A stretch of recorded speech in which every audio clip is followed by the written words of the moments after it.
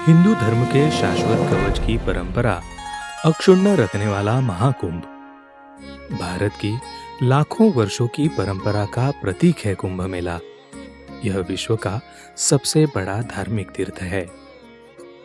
कुंभ मेला भारत की सांस्कृतिक विरासत को दर्शाने के साथ ही संतों का आध्यात्मिक समागम भी है।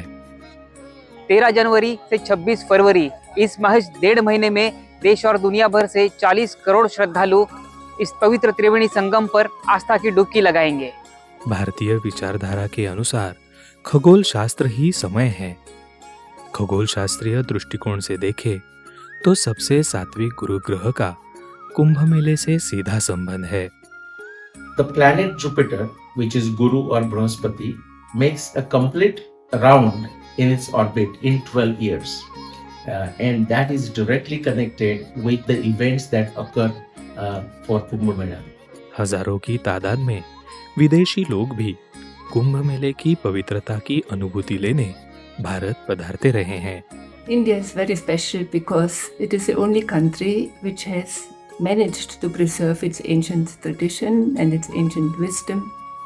And the Kumbh Mela is a very, very important part of this. Actually, for me, the Kumbh Mela was literally life-changing. So as a Westerner, the first thing that strikes me is that this ancient India of the sadhus and avatars and survived. Still today, 2025, we can see that ancient tradition of people renouncing the world, going in the Himalayas or traveling around India is still there. So in spite of all the invasion, of the onslaught, of the genocide of Hindus throughout the ages, from Alexander the Great till Aurangzeb, this tradition survived. The nakshatra system of 27 nakshatra, which really means these nakshatra stars do not move, naksharatiti nakshatra. But Indian antiquity is so deep that they actually start moving in tracing the antiquity of India. अर्थात सनातन हिंदू धर्म की निरंतरता का प्रतीक है कुंभ मेला, और इसका महत्व भी मानव के काल की कल्पना से भी परे है। कुंभ मेले में शास्त्रानुसार किया जाने वाला कल्पवास नामक व्रताचरण एक कल्प के अर्थात 432 करोड़ वर्षों के समान है।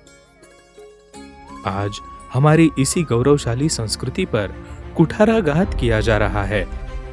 ऑल इंडिया मुस्लिम जमात ने कुंभ मेले की भूमि को वक्फ की भूमि बताया है।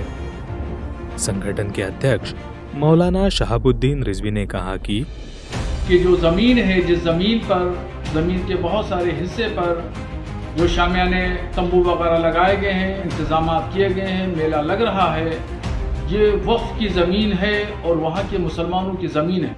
जगत गुरु रामानंदाचार्य नरेंद्राचार्य महाराज जी ने कुंभ मेले में लगाए हुए वक्फ बोर्ड विरोधी फलक को बड़ी मात्रा में विरोध हुआ, लेकिन इस मौलाना ने जो वक्तव्य किया उसके बारे में कोई कुछ नहीं बोल रहा है। मेरा काम मैंने धर्मगुरु के नाते से मैंने करवाया, लोगों को, सनातनी लोगों को जागरूक करना ये मेरी जिम्मेदारी है, वो मैंने निभाई। ऐसे मुझे लगता है कि हिंदू धर्म खतरे में है, इसी कारण सभी हिंदुओं में एकता हो, डरेंगे तो मरेंगे, ऐसे जो हमने बैनर लगाए वो जन जागरण का एक हिस्सा था, वो मैंने करवाया।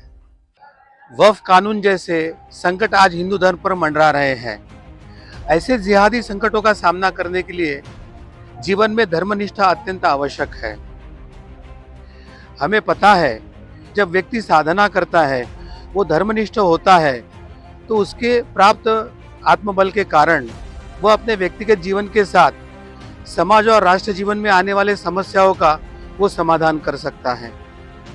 हमारे सामने छत्रपति शिवाजी महाराज जी ने एक आदर्श रखा है। उन्होंने मुगल शाही और आदिल शाही को एक साथ लड़ते हुए उनको परास्त करके हिंदवी साम्राज्य की स्थापना किया था। परंतु इसका रहस्य क्या है? छत्रपति शिवाजी महाराज अपनी कुलस्वामिनी आदिशक्ति माँ भवानी के उपासक थे। उसी के साथ उन्हें समर्थ रामदास स्वामी तथा संत तुकाराम महाराज जी का आशीर्वाद प्राप्त हुआ था। तो इस आध्यात्मिक बल या धर्मनिष्ठा के कारण वे हिंदू साम्राज्य का स्थापना कर पाए। सनातन धर्म का जीता जागता उदाहरण है कुंभ मेला। कुंभ मेला में आने वाला जो समाज है वो मुख्यतः साधु समाज होता है और उसकी दो परंपराएं हैं। एक तो ज्ञान परंपरा जो शास्त्र के आधार पर चलती है और उसके द्वारा वो ब्राह्म तेज को प्राप्त कर लेते हैं।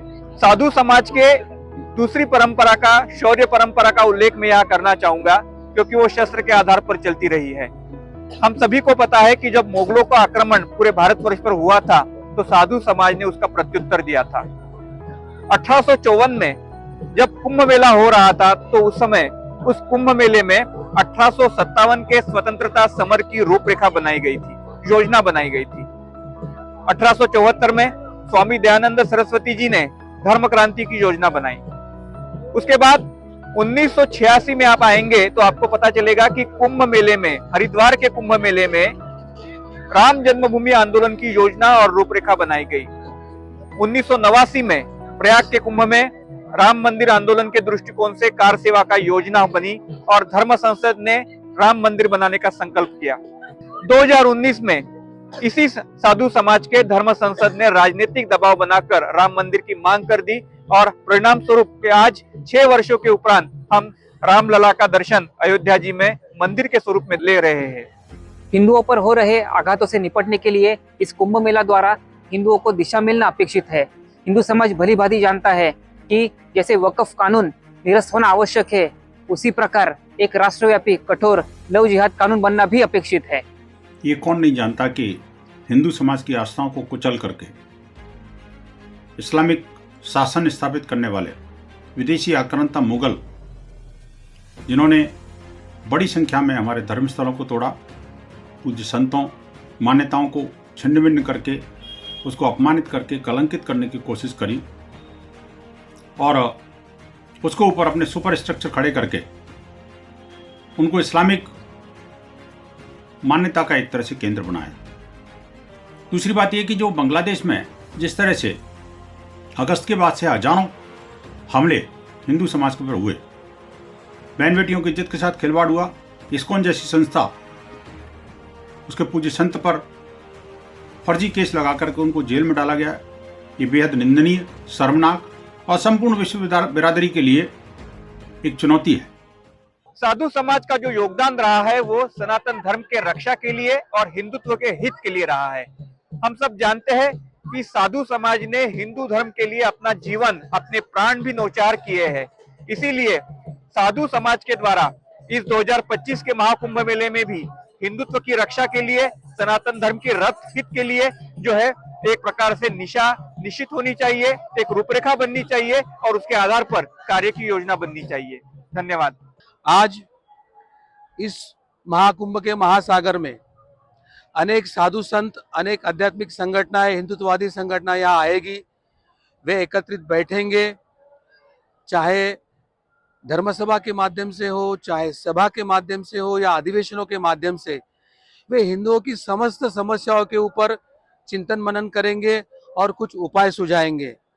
और मुझे ये विश्वास है कि ये जो महाकुंभ का महापर्व है, यह केवल हिंदू संगठन ही नहीं तो हिंदू एकता, हिंदू विजय तथा हिंदू राष्ट्र की स्थापना का एक बड़ा व्यासपीठ बनेगा, निश्चय बनेगा, निसंशय बनेगा। प्रयागराज महाकुंभ के माध्यम से हिंदू धर्म के शाश्वत कवच की परंपरा अक्षुण्ण बनी रहे। देवताओं के समुद्र मंथन की भांति कुंभ के वैचारिक मंथन से हिंदू समाज को हिंदू राष्ट्र का अमृत बनाने की शक्ति मिले। आइए इसके लिए हम सभी एकजुट हो जाएं।